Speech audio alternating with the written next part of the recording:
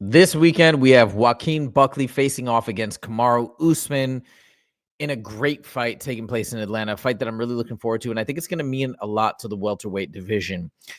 Now, let's start by talking a little bit about Joaquin Buckley. Joaquin Buckley is fun. He's got a really fun fight style. He's known for that highlight kick, but he's had a real resurgence now that he's moved to the welterweight division. If you look at his record in the last 6 fights, he's 6-0, and these are some big names on this resume. Vicente Luque, of course, everybody knows Vicente Luque just lost to Kevin Holland recently, but Vicente Luque, a very dangerous fighter. Stephen Wonderboy Thompson, obviously that was a great fight, and he beat him at his own game, knocking him out, which is crazy. And of course, the recent fight against Colby Covington, I think that won over a lot of fans for Joaquin Buckley, as Colby's trash talk has just gone completely buck wild, out of control. A lot of fans have been turned off by Colby, including myself as of late.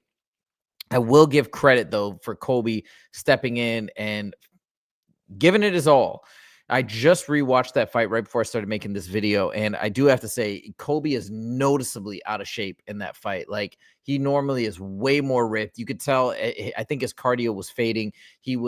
I remember after that weight cut, he did an interview, and his voice was completely gone, which means he probably had a really rough weight cut, means he wasn't training. And I still don't think he's training if you looked at his last appearance on The Ultimate Fighter. So anyways, yeah, I think Colby does actually, as much as his trash talk and the way he kind of carries himself turns me off, and as a fan, you have to give Colby credit for at least showing up and giving it his all. And he got wrecked by Joaquin Buckley. And I say all of this to say that we have to take, I think, just that last win, as dominant as it was, with a little grain of salt. And that leads me to give you guys my pick for this weekend. I know a lot of people are picking Joaquin Buckley. Look, he's a freak athlete. He's amazing. He's super serious. I like what he's doing. I like the way he's trying to make it interesting. He's trying to make the pressers fun. I love what he did with Usman. He's squaring up against him, and he's just like, man, I'm with Usman. And he just shows his true feelings, how he's just geeked out and excited to be next to such a superstar. So, like, I love all the stuff that he's doing, but I'm actually going to pick Kamaru Usman. And the reason why is because, as great as Buckley is, I think Kamaru's one of the GOATs of the welterweight division. I think he's still got it. I think he's got a tremendous coaching staff in Trevor Whitman and that team. And Joaquin Buckley, as impressive as everything that he's done is, and maybe I'll be proven wrong by his coaching staff in the long run, but I just saw an interview with him on Mighty Mouse's pod. And it's a guy that it's a friend of his. They came up together, and he's got a real eye for the sport, but he's just, it doesn't seem like he's got the same accolades and at the same level of experience as Trevor Whitman or other famous coaches from like Extreme Couture, etc. So for these reasons, I'm going with Kamaru Usman. I think Kamaru still got it. Kamaru said, if you take him at his word, that he's feeling better actually now than before in terms of his knees. He was dealing with a fracture at one point back in the day. Anyways, I think Kamaru's going to get it. But that's not exactly what this video is about. I want to talk about that because the fight's coming up. It's going to be a great fight. Really excited for it. We'll be happy either way it goes.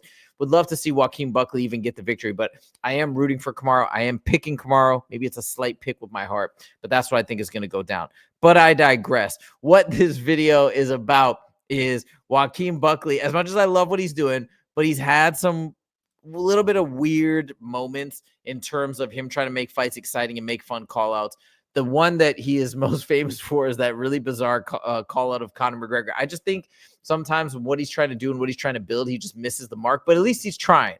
And again, his fight style is fun, it's explosive, it's exciting.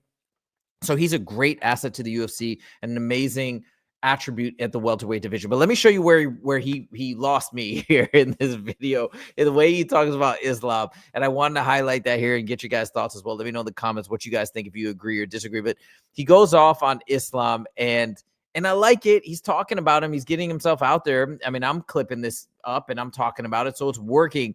But again, it's kind of like that Conor McGregor call. A lot of people were talking about it, but it just seemed to miss the mark. Is he on the right track or the wrong track? That I can't tell you, because again, it seems to be working. But I had to call this out as a very bizarre thing to say about Islam Makhachev, who I just feel like, yeah, these statements make no sense. But anyways, check it out. Why is it you think that Islam Makhachev is scared to fight you? Let's keep it a buck, right? Okay. Islam is only moving up because he had the right opportunity to fight the right person. Even with his brother I disagree with that, by the way. I don't think it's like he was only headhunting for JDM. And we know, this is not Islam's game plan. Islam would fight anybody other than JDM. I truly believe that. I think he'd fight Shavkat and he'd win. I think he'd fight Ian Gary and I think he'd win. I think he'd fight Buckley and I think he'd win. Obviously, he'd smash Colby, but like I think he'd beat all of these guys. I just think Islam and his team are that good. But anyways, let's keep listening to Buckley. Bilal having the belt at 170, they claim that, because of their relationship, he wasn't willing to move up, and because of that. But I believe if he thought he could beat Bilal in any type of fashion, he would move up and take that belt. But stylistically, it would have been a harder matchup, even with him, saying it being Bilal, right? Because Bilal is more of a grappler, everything of that nature. It just would be more of a test. But with JDM, even though JDM does have weapons, he does have a lot of threats. All you got to do is put Buddy on his back, and he a simple fighter.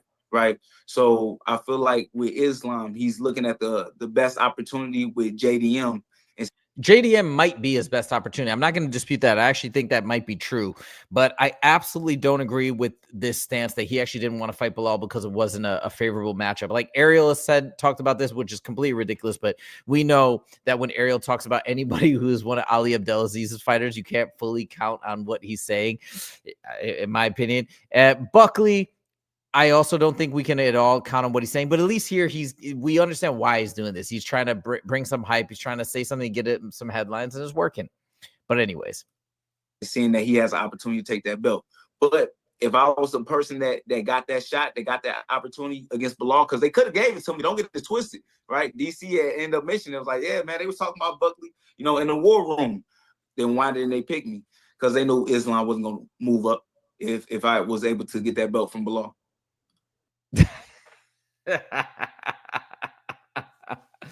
Hey, props to you for saying that, because that's why I'm clipping this up, and I think that's what he led with as the title for this video, that Islam is scared of Joaquin Buckley. Look, Joaquin Buckley's a great fighter, don't get me wrong, but I mean, we just know the mentality of Khabib and Islam and their entire team, and obviously fear or being afraid doesn't even factor in as part of their vocabulary. So we, of course, know this is cap, and you're just saying this, but I just thought it was so funny to put it this way, where it's like, what's funny, actually? Joaquin Buckley is almost bordering on what Colby used to do back in the day, basically making these, and I wonder if this is all by design or if this is just Joaquin. I don't know what exactly is going on, but it's kind of like that type of trash talk that's so outlandish and exaggerated that everybody's in on the joke together, including Joaquin Buckley. Like, I think that's what he's doing, because he does try. I mean, the dude strikes me as an intelligent guy. He's got a game plan. He's building a team. He's doing his thing. And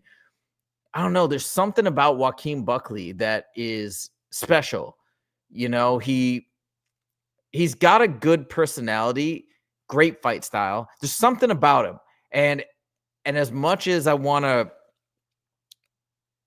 like rag on him a little bit for the Conor McGregor call out or for these statements, like I kind of think it's that vibe where he's just saying it because it's saying it by design and not even fully believing it himself, but just wanting to put. I think that's what's probably happening. But anyways, either way, I wanted to point this out and get everybody's reaction, because I thought it was pretty silly, but probably he knows it's silly and he wants to put it out there anyways, and he knows people are going to click on it and it's going to build up this fight. So hey, just to say all of this, just to say that I think Joaquin Buckley is doing a lot of things right, even though he may be missing the mark with some of his statements and some of his call-outs, but people are talking about. So what can we say?